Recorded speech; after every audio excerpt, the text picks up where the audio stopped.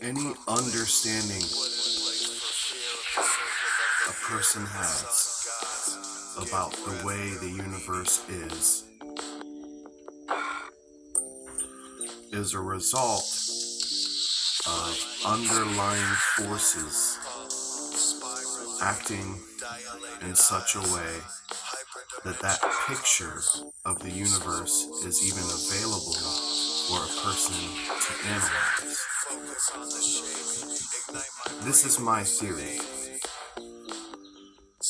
We are living in a wave pool, and we are not able to see the machine that creates the waves because we're stuck in them. You understand what I'm saying? How is a piece of a whole that is made up of that whole able to distinguish itself from the whole? And a theory that I have is that just underneath all of this stuff that we're experiencing lies, the machines that are turning their knobs and basically tweaking settings in a way that allows the wave pattern to coalesce into a physical entity that has things happening within it. And those things can be observed by the life forms that it created.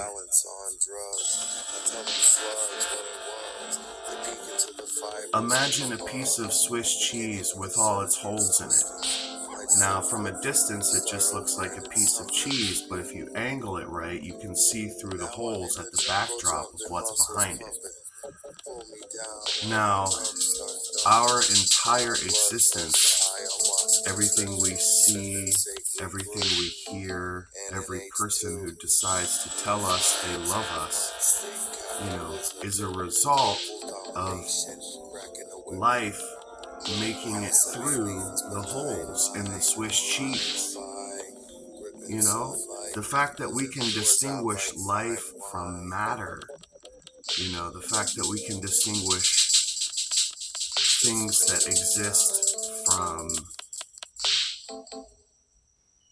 situations that aren't real, the fact that we can test the frequency of light and then amplify its frequency and get the predicted color.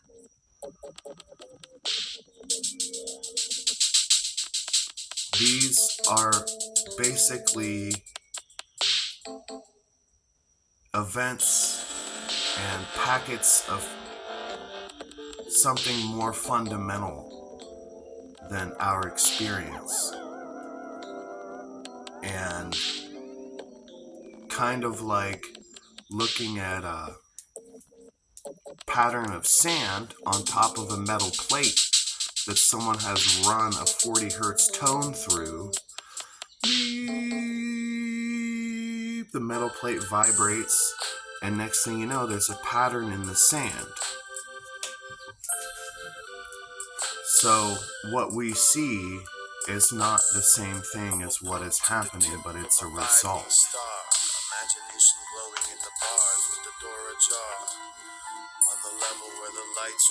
We're basically in a wave pool, and the waves are separating us from the machine that creates them. And so the only way to interact with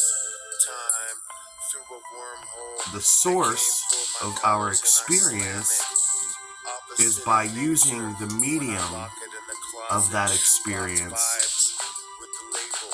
and trying to influence how it came to be.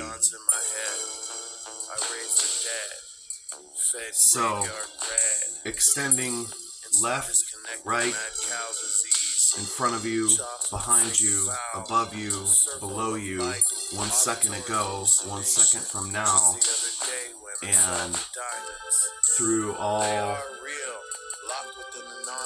spaces that exist, is basically a cloth with holes in it. And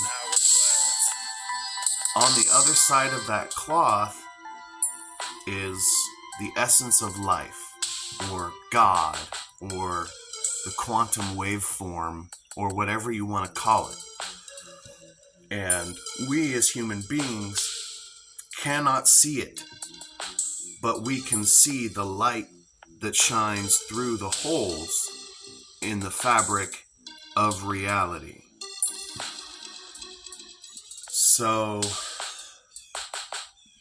classically, people looked at life first in a scientific way of Newtonian physics, kinetic energy and forces of nature. Well, then Albert Einstein came around with a couple edits to that, cosmological constant, and now we know gravity propagates at the speed of light, which is actually the speed of causality. And the only reason, in my opinion, that there is a limit on that causality is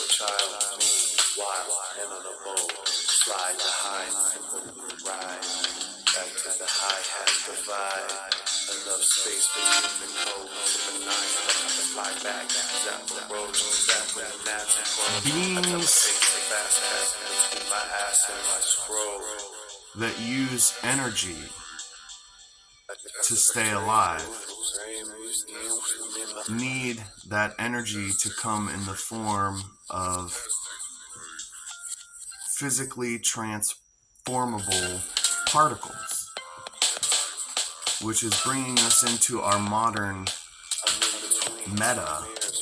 It's not about relativity, it's not about energy, it's about the fundamental essence of existence being observable only when it's forming certain patterns.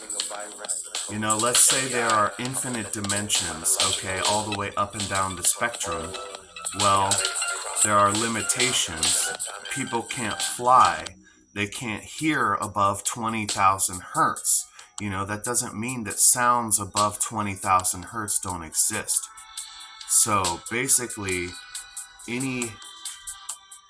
behind this wall of Swiss cheese holes, there are infinite things happening all at once.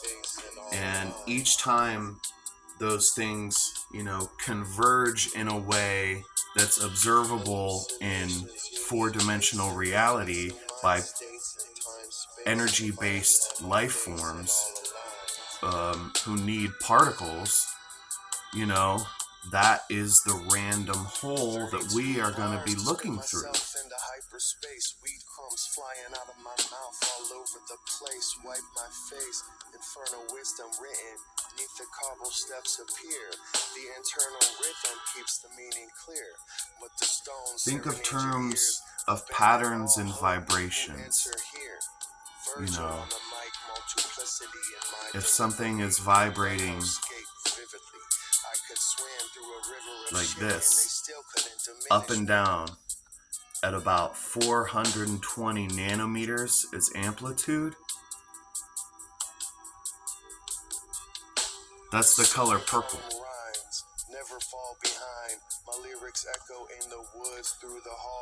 So basically what you're seeing is this life force that is doing all this shit, and each time it does a 420 nanometer hill like this, you see that motion of this infinite energy basically converging and diverging over and over again. And each time it converges, you get a 420 nanometer wave. And so each time those happen, you get purple, purple, purple, purple, purple. And it's happening so fast that it seems as though this photon is just passing right in front of your eyes.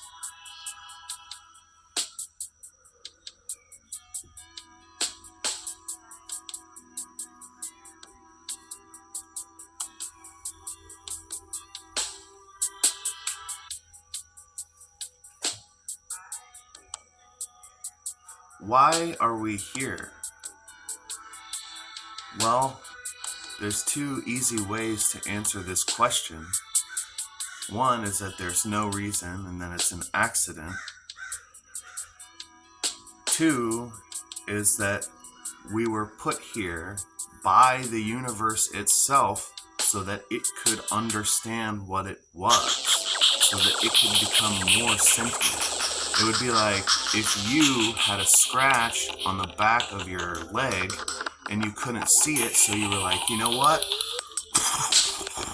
And you just invented like little tiny men that could walk down your body and go analyze your itch on your leg and then invent satellites and send the information to you. So why are we here? Either A, no reason at all, or B, to try to understand why we're here and what this even is. And why does the world behave the way it does? Why do things seem to unfold in such a way that builds a bridge for us to apply meaning to it? I mean, we can find meaning in just about any pocket of the world.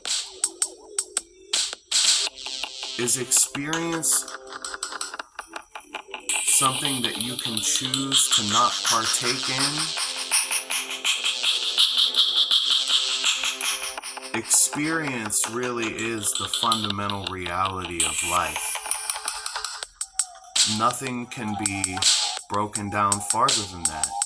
Because if something cannot be experienced, like a tree falling in the woods with nobody around, there's not going to be anybody able there to hear the sound.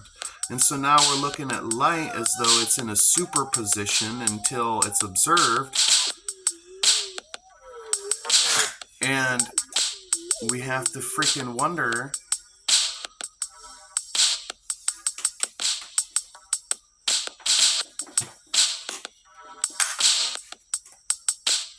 does an experience happen if nobody experiences it?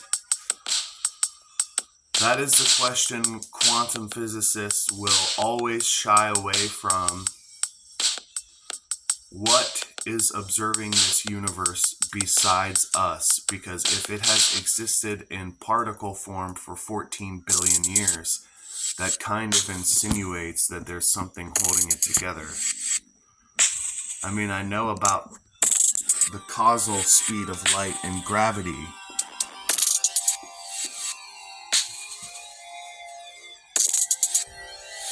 But,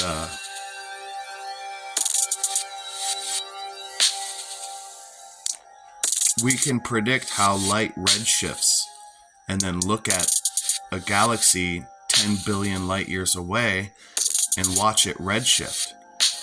So the way that those particles have been behaving down to a fucking amplitude of a nanogram, now wouldn't that insinuate that that light was behaving although it were being observed the entire time? I'm not sure. We're getting into the fringe of my understanding right now.